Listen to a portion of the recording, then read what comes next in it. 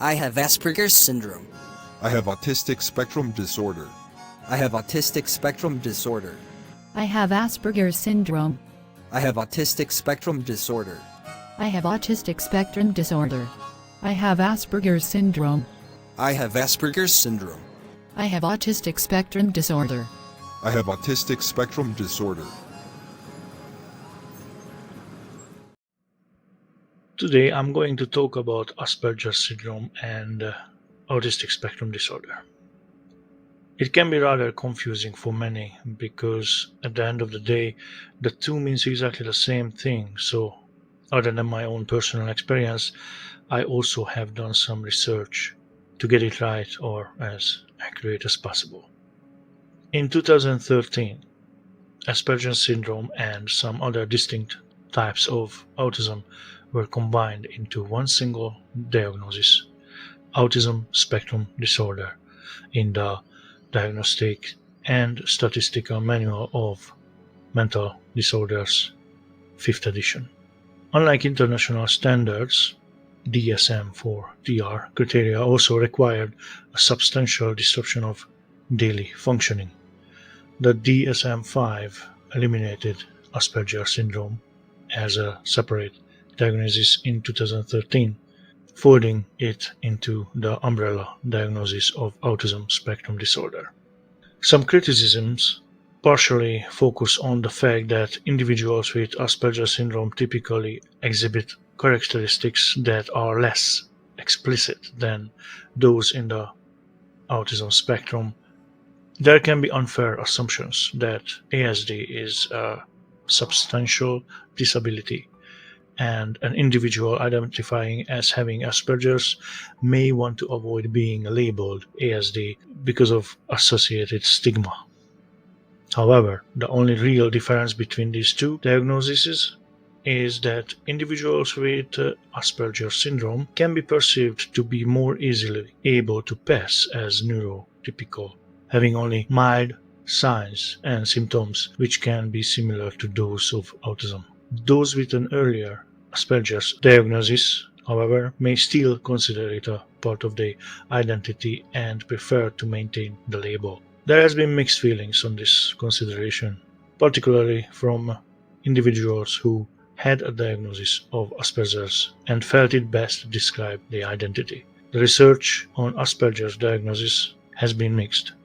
Despite the new categorization, many experts feel children and adults with ASD do have a few distinct symptoms that separate them from people with autism.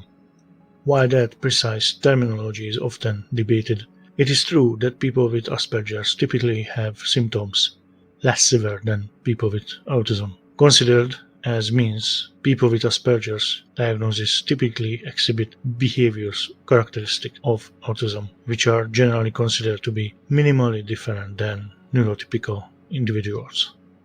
A critical issue was whether meaningful differences existed between Asperger's and high-functioning autism, which is used euphemistically to describe individuals with current language skills and an average range IQ despite an earlier delay. High-functioning autism generally means a person's language skills and development are considered to be normal by neurotypical standards. An autistic individual also may be of neurotypical intelligence, or they may have a slight intellectual disability or substantial intellectual disability. Some high-functioning autistic individuals may not receive a diagnosis until adulthood. Because children with Asperger's do not usually show delays in language or low IQ, they are usually misdiagnosed or are not diagnosed until later, sometimes into their teens or adolescence. Some kids with Asperger's can be exceptionally good at school, but this is not always the case because many also have behavior problems that can set them back. It is important to be educated about the symptoms of developmental disorders such as ASD, because each individual diagnosed with ASD has the possibility of experiencing it in different ways and at different levels. It is placed on a spectrum. The term spectrum is used due to heterogeneity of ASD presentation and severity, and of individuals with ASD abilities and levels of functioning. Autism is especially variable between individuals who are at varying levels of intelligence or verbal abilities. It is an autism spectrum disorder, one of a diverse group of neurological conditions that are characterized by greater or lesser degrees of impairment of language and communication skills, and by repetitive or restricted patterns of thoughts and behaviors. The World Health Organization defines Asperger syndrome as one of the autism spectrum disorders or pervasive development disorder, which is a psychological condition on the spectrum that is characterized by impairments of social interactions and communications that pervade an individual's functioning and restricted repetitive interests and behaviors. In 1994, the American Psychiatric Association first introduced Asperger syndrome as a diagnostic category in the DSM-4, the current version of the manual, and distinguished it from autism disorders due to a lack of substantial delays in language and general cognitive abilities. Different screening instruments are used to diagnose Asperger syndrome, including the Asperger Syndrome Diagnostic Scale, the Autism Spectrum Screening Questionnaire, the Childhood Autism Spectrum Test, formerly called the Childhood Asperger Syndrome Test, the Gilliam Asperger's Disorder Scale, the Krug-Asperger's Disorder Index, and the Autism Spectrum Quotient, with versions for children, adolescents, and adults. Diagnostic criteria for Asperger syndrome. A person who has Asperger syndrome characteristics can now be diagnosed as an ASD, as the condition now falls within the border autistic spectrum disorder category. The DSM-5 also includes a new diagnosis called social pragmatic communication disorder, which has certain symptoms that overlap with Asperger's. The category of Asperger's disorder in the DSM-4 did an excellent service by raising awareness of how some individuals on the autism spectrum do have high IQs and language skills.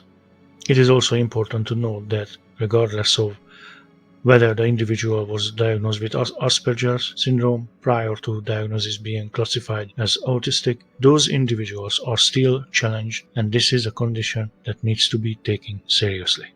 The truth is, this shouldn't even be an argument, because a spectrum, a person's autism can be on many different colors of the rainbow, and it is still part of the rainbow.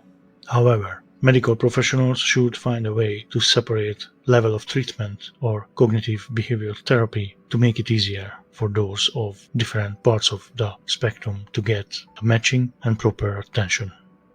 Don't you agree? Let me know in the comment section. Cheers for now.